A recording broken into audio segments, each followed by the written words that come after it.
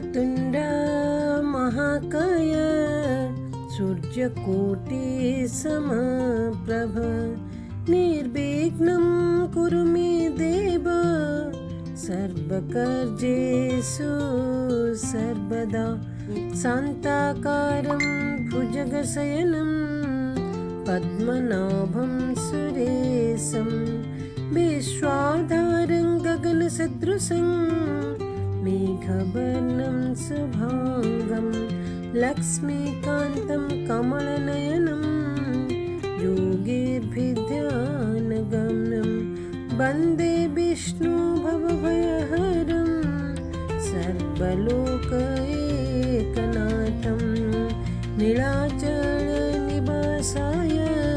नित्याय परमात्मने बलभद्र सुभद्राभ्यं जगन्नाथाय ते नमः। वन्दे देवम् उमापतिसुरगुरुं वन्दे जगत्करणं वन्दे पुन्नगभूषणं मृगधरं वन्दे पशूनां पदं वन्दे सूर्यशशाङ्कवह्निनयनं वन्दे मुकुन्दप्रियं वन्दे भक्तजनाश्रयं च वरदं वन्दे शिवं शङ्करम्। कृष्णाय वासुदेवाय हरये परमात्मने प्रणतः क्लेशनाशाय गोविन्दाय नमो नमः। ॐ क्लीं कृष्णाय नमः। ॐ नमो भगवते वासुदेवाय। हरे कृष्ण कृष्ण कृष्ण हरे हरे, हरे राम राम राम हरे हरे।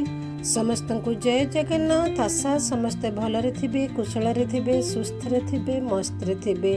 एही श्रेष्ठ मास धर्मर मास वैशाख मास निश्चित भाव पालन करुथिबे, धर्म पुण्य अर्जन करुथिबे।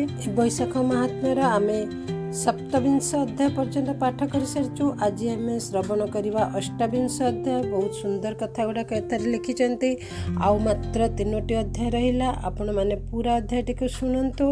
आउ कमेंट लिखि दिंतु जय जगन्नाथ। प्रभुंक नामटे लिखिदेले किछि असुविधा नहीं। आपण शुणी सारा पर निश्चित भाव में आपण फ्रेंड मान सहित शेयर कर दिंतु। आमर हिंदू धर्मर पौराणिक कथा जिते आम बांटिबा भगवान आम उपर सेते खुशी हेबे। 30टी अध्याय 30टी नुआ नुआ कथा एठारे रामदास लिखिंट। आम वैशाख मास केमिति पालन करवा, आउ किए पालन करिकि केउ प्रकार पुण्य पाइचंती, किभली भाव में वैकुंठ जाइचंती, से सब कथा एठारे रामदास वर्णना करचंती, जहाँकि स्कंद पुराण रु आसीची। श्रीहरि नारायण विष्णु निज मुखरे ब्रह्मा को कहते, ब्रह्मा नारद को कहते, नारद अम्बरीश राजा को कहते, आहा वैशाख महात्म्य रामदास वर्णना करचंती। आशा करुच्ची आपण मैंने संपूर्ण अध्यायटी शुणी सारी। अष्टाविंश अध्याय आज मैं पढ़ा। जदि आपण मैंने कौन अध्याय भी जदि स्किप कर देचंती ताहले आउ 2 दिन रहिला मात्र से अध्यायटी सर्च करके आपण मैंने शुणी दिंतु। कहीं एठारे बहुत जगार लिखाला, बहुत अध्याय लिखि सारी जे जो मैंने वैशाख मास पालन करचंती से माने वैशाख मास जदि पालन करी भी पारनांती, जदि वैशाख महात्म्य जदि भी खाली श्रवण करचंती किंबा पढ़ुचंती ताहले भी सेमानंकर से वैशाख मासर धर्मफल पाइबे बोली। तबे चलंतु आ देरी करबानी, आज आम आरंभ करबा अष्टाविंश अध्याय। राजोवाच हेमंत सत्रितर जन विप्रंकु पुछई बचन कहिला बलि इंद्र कथा शुणी तुटिला भव व्यथा कहिला पाप पुण्य धर्म सकल व्रत श्रेष्ठतम पुरुष मानक चरित धर्म कहिल मु अकृत स्त्रीक धर्म की प्रकार कहिबा मोते विप्रवर कि पापे पांति नरक गति कि धर्मे वैकुंठे बसंती शुणिन सुत देव कही राजन ଶୁଣ ମନ ଦେଇ, ସ୍ତ୍ରୀଙ୍କ ଧର୍ମ କଥା ଶୁଣ, ଯେ ଧର୍ମ ସଂସାରେ ପ୍ରମା।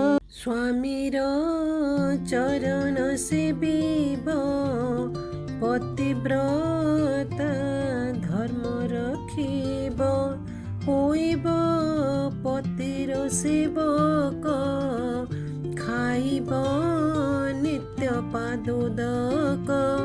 ପତି ସେ ବ୍ରତ ପତି ତୀର୍ଥ, ପତି ସେ ଅଟଇ ଯାବତ। ଆଗେ ସ୍ୱାମୀ କି ଭୁଞ୍ଜାଇବ, ପଛରେ ଭୋଜନ କରିବ। ସ୍ୱାମୀର ଆଜ୍ଞା ନ ମେଣ୍ଟିବ, ଚିତ୍ତ ସ୍ୱାମୀର ପାଦେ ଥିବ। ସ୍ୱାମୀର ମୁଖ କୃଷ୍ଣ ରସ, ଶୁଣିନ ହୋଇବ ସନ୍ତୋଷ। ପରେ କରିବ ଦୟା ଚିତ୍ତ, ତୁଳସୀ ସେବାରେ ଭକତ। ପ୍ରଭାତେ ସ୍ନାନ ବୈଶାଖରେ, ଅଥବା କାର୍ତ୍ତିକ ମକରେ। ଶୁଚିମନ୍ତ ଯେ ହୋଇଥିବ, କେବେ ହିଂସା ନ କରିବ। ଭୋଜନେ ପରଶିବା ଠାରେ, ମନେ ନଥିବ ପରାପରେ। କେବଳ ଲଜ୍ଜା ମାତ୍ର ଧନ, ଅନ୍ୟରେ କିବା ପ୍ରୟୋଜନ। ତୃତୀୟ କାଳ ପରାପତେ, ପୂଜିବ ବ୍ରାହ୍ମଣ ଅତିଥି। ପତି ସଙ୍ଗତେ ତୀର୍ଥ କରେ, ପୁତ୍ର ପୌତ୍ରୀଙ୍କୁ ରଖି ଘରେ। ସ୍ୱାମୀର ଅନ୍ତକାଳ ଜାଣି, କରିବ ଅଗ୍ନି ଆରୋପଣି। ଯେବେ ସେ ନୋହିବ ଦହିର୍ଯ୍ୟ, କରିବ ସ୍ୱାମୀ ପ୍ରେତ କାର୍ଯ୍ୟ।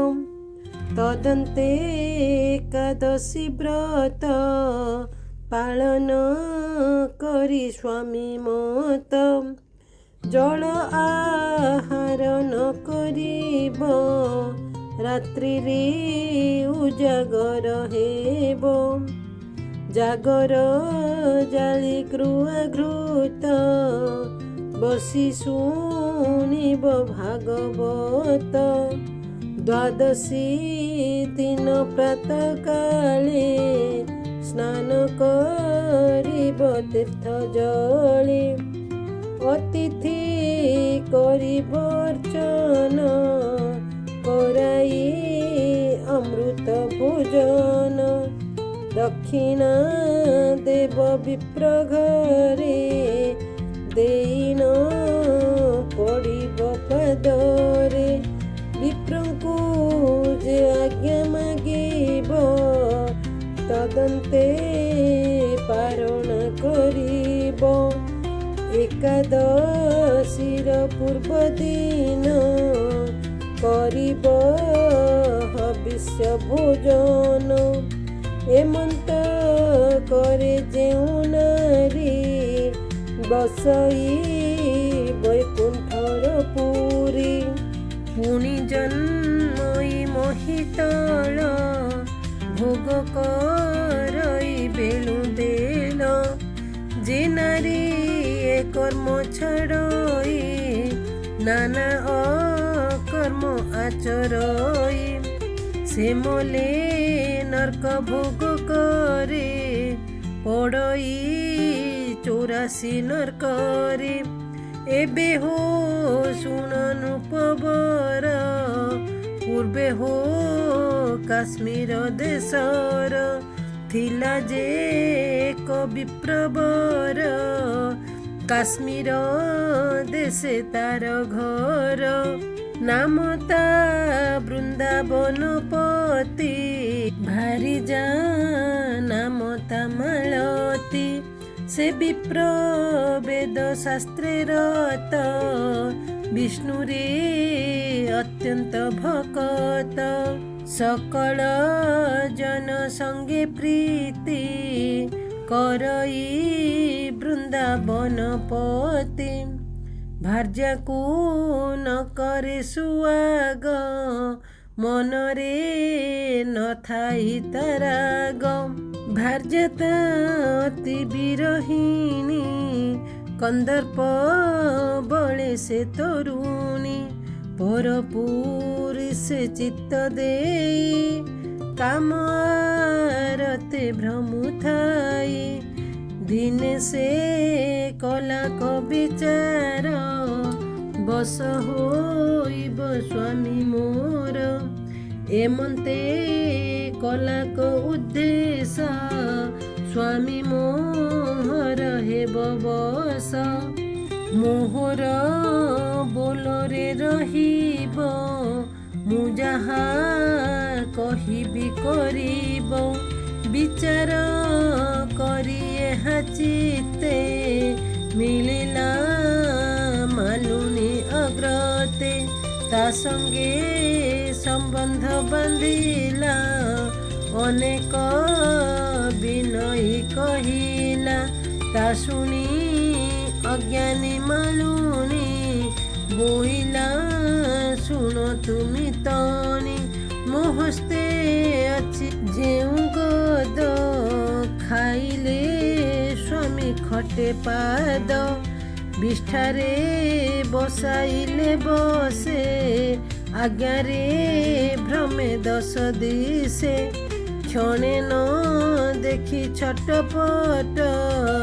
मनरे हुई उच्चाट लागई अंगे पानी पीता देखिले पाशोरई चिंता जीवन्ते पाद तले खटे मोले मशाणी भूई लोटे एमंत सुनी से ब्राह्मणी पादे पड़िला सेहि क्षणी हस्तरू मुद्रिका काढ़िला मालुनी हस्ते नहीं देला मुद्रिका पाइन मालुनी हरस हेला तत्क्षणी औषध मुनि फिटाइला जोड़ी खंडिए ताकू देला बोइला रविवार दिन प्रभात उठिब बहन अमुहा पोखरी को जीवो उलग्ने बाल फिटाइबो निश्वास धरिन केवल तहिरू आनिबु तु जल ए जल छांचुनी अग्रते बाटिबो रात्र जे पाहांते ए कथा न जानिबे केही रखिन थिबु तु लुचाई अन्न संगते खुआइबु थोकाए तहु रखिथिबु शोइबा से जरे पादरे मिसाई तेलर संगरे पादरे हस्तरे मुखरे लगाई देबु तु निदरे मालुनी कही एमंतरे से जोड़ी देला ता हस्तरे पाइन से कन्या हरस जाई मिलिला निज बास पेड़ी रे बांधिन रखिला एमंत दिन चारि गला प्रभाते रविवार दिन निद्रा से तेजिला बहन अमुहा पोखरी की गला उलग्न केश फिटाइला नुआ कुंभरे जल घिनी गृहरे मिलिला कामिनी से जले औषध बाटिला गृह ବେପାର ପଛେ କଲା, ବେଗରେ ସାରିଲା ସେ ସ୍ନାନ, ଅନ୍ନ ସେ କରିଲା ରନ୍ଧନ। ଔଷଧ ଅନ୍ନ ସଙ୍ଗତରେ, ସ୍ୱାମୀ କି ଦେଲା ଗୁପତରେ। ଥୋକାଏ ତହୁଁ ରଖିଥିଲା, ରାତ୍ରିରେ ତେଲ ସଙ୍ଗେ ଦେଲା। ବ୍ରାହ୍ମଣ କଲା କଶୟନ, ପାକ ନୋହିଲା ଗର୍ଭେ ଅନ୍ନ। ବିପ୍ରର ପେଟ ଫୁଲାଇଲା, ଅଙ୍ଗରେ ଜ୍ୱର ପ୍ରବେଶିଲା।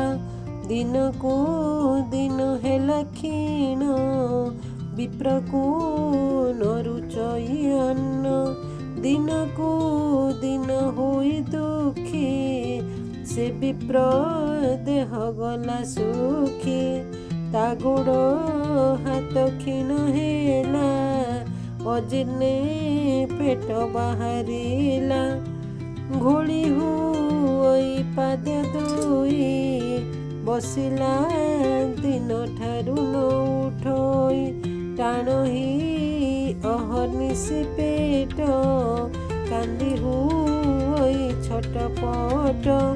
ସେ ବ୍ରାହ୍ମଣର ମାତା ଥିଲା, ତା ଦେଖି ବିକଳ ହୋଇଲା। ବନ୍ଧୁ ବାନ୍ଧବ ଯେତେ ତାର, ଆସି ମିଳିଲେ ତାର ଘର। ବୈଦ୍ୟକୁ ଡକାଇ ଆଣିଲେ, ନାନା ଚିକିତ୍ସା ତାକୁ କଲେ। ସେ ବୈଦ୍ୟ ନାନାଦି ଔଷଧ, ଦେଇନ ହୋଇଲା ସ୍ତବୋଧ। ବୋଇଲା ହେଲା କାଳ ବ୍ୟାଧି, ଏହାକୁ କେ କଲା ଔଷଧି। ଏ ବ୍ୟାଧି ଭଲ ନ ହୋଇବ, ନିଶ୍ଚୟ ବିପ୍ର ହତ୍ୟା ହେବ। କେଉଁ ଚଣ୍ଡାଳ ଏହା କଲା, ବିପ୍ରର ହତ୍ୟା ସେ ଘିନିଲା। ତାହାକୁ କେବେ ନାହିଁ ପାର, ପଡ଼ିବ 84 ନରକର। ଏତେ କହିଣ ବୈଦ୍ୟ ଗଲା, ସେ ବିପ୍ର ହନ୍ତସନ୍ତ ହେଲା। ଅଙ୍ଗେ ଘୋଟିଲା ସନ୍ନିପାତ, ତକ୍ଷଣେ ଲଭିଲା ପଞ୍ଚତ୍ୱ। ସେ ବିପ୍ର ଯେଣୁ ନାଶ ଗଲା, ସେ କନ୍ୟା ବିଧବା ହୋଇଲା। ତାହାର ବନ୍ଧୁ ବର୍ଗ ଥିଲେ, ଅଗ୍ନି ସଂସ୍କାର ତାକୁ କଲେ। ସାରିଲେ ପ୍ରେତ କ୍ରିୟା ମାନ, ଶୁଣ ତୁ ମିଥିଳା ରାଜନ।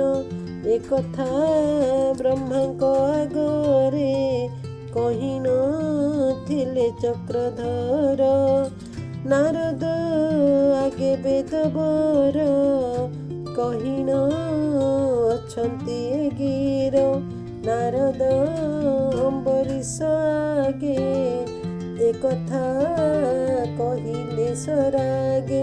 ଶୁଣ ସତ୍ରିତ ନୃପବର, କହିଲି ତୋହର ଆଗର। ବୈଶାଖ ମାହାତ୍ମ୍ୟ ରସ, ଗୀତେ କହିଲେ ରାମଦାସ। ଇତି ଶ୍ରୀ ସ୍କନ୍ଦ ପୁରାଣେ, ବୈଶାଖ ମାହାତ୍ମ୍ୟେ, ବିପ୍ର ନାରୀ ଚରିତ କଥନେ, ନାମ ଅଷ୍ଟାବିଂଶ ଅଧ୍ୟାୟ। ଏ ଥିଲା ଆଜିର ଅଷ୍ଟାଦଶ ଅଧ୍ୟାୟ। ଆପଣମାନେ ଜାଣିପାରିଥିବେ ଏଥିରେ ନାରୀର ଚରିତ୍ର କିଭଳି ହେବା ଉଚିତ, ପତି ସେବା କିଭଳି ଭାବରେ କରିବା ଉଚିତ, ଆଉ ଯେଉଁ ନାରୀ ତାର ଧର୍ମ ପାଳନ କଲା ସେ କିଭଳି କର୍ମ କରିକିରି କିଭଳି ଭାବରେ ବୈକୁଣ୍ଠ ପ୍ରାପ୍ତି ହେବ, ପୁଣ୍ୟ ଅର୍ଜନ କରିବ, ଆଉ ଯେଉଁ ନାରୀ ବିପଥଗାମୀ ହେଲା ତାହାର ପରିଣାମ କ'ଣ ହେବ ତାହା ଏଠାରେ ବର୍ଣ୍ଣନା କରିଛନ୍ତି ରାମଦାସ। ତେବେ ଆପଣମାନେ ଶୁଣି ସାରିଲା ପରେ କଥାଟିକୁ ଅନ୍ୟମାନଙ୍କ ସହିତ ବାଣ୍ଟି ଦେବେ। ଆଉ ଆପଣ ଜୟ ଜଗନ୍ନାଥ, ଜୟ ଶ୍ରୀକୃଷ୍ଣ, ରାଧେ ରାଧେ ଯାହା ବି ଆପଣଙ୍କ ପ୍ରିୟ ପ୍ରଭୁଙ୍କର ନାମଟିଏ ଲେଖିଦେବେ। ଚ୍ୟାନେଲଟି ଯଦି ନୂଆ ଅଛନ୍ତି ତାହେଲେ ଆଧ୍ୟାତ୍ମିକ ବିଶ୍ୱାସ ଚ୍ୟାନେଲଟିକୁ ସବସ୍କ୍ରାଇବ୍ କରିଦିଅନ୍ତୁ। आमर जगन्नाथ संस्कृति और परंपरार अनेक पौराणिक कथा पूजा पाठ और धर्म विषय बहुत किसी जिनस जानवा को पाइबे। जदि सब्सक्राइब कर बेल आइकन को दबाई दिंतु आउ जोड़ी हो रही था वैशाख महात्म्य आउ दुईटी अध्याय रहा आपण मैंने शुणु वैशाख मासर पुण्यफल प्राप्त करंतु। तेबे आज ये जय जगन्नाथ जय श्री कृष्ण राधे राधे जगन्नाथ महाप्रभु समस्तंकर मंगल करंतु।